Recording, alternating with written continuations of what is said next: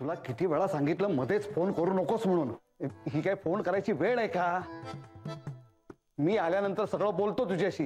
हा नवरे हळू. हे बघा, मोबाईलचं बिल भरण्याकरता फोन करायची गरज नाहीये. हो मी भरीन, मोबाईलचं बिल मी भरीन. हो हो आजच मी स्वतः येईन आणि भरीन. ओके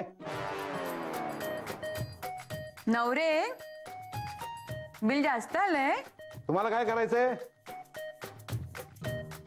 आता मला कळलं बरं का, जय खानोलकरांना डील फायनल करायला एवढा उशीर का होतोय ते.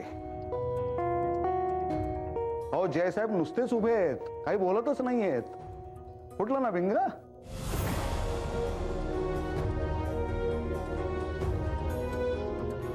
नवरे बिंग फुटलं. हो शेवटी सगळं समोर येणारच होतं ना एक दिवस. आणि आता तर काय, आई साहेब आणि सरांनाही कळलं. त्यांनाही कळलं. आता कळल्याशिवाय राहणार आहे का? नवरे, अविनाश सर तिथे होते, ते काय बोलले? काय आता दाभोळकर समोर होते ना, त्यामुळे सर गप्प बसले. पण सरांच्या चेहऱ्यावर राग मात्र दिसला बरं का. आता दाभोळकर गेल्यानंतर काही खैर नाही.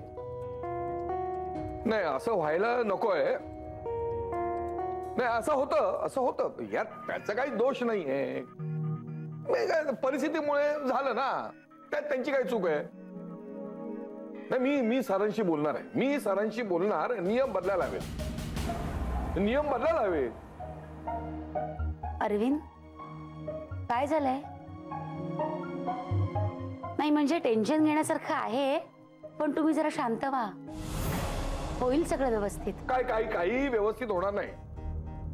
मला माहित होतं आणि मला हे बोलायला हवं होतं. पण मी बोलणार आहे. मी सरांशी बोलणार की नियम बदलायला हवे. कसले नियम? नवऱ्या हो काय झालंय नेमकं? आणि काका तुम्ही काय एवढे हायपर होताय? नाही सगळं बिंग फुटलं ना. नवरे काय झालं ते सांगाल का? हो सांगतो ना. आता कळणारच आहे सगळं.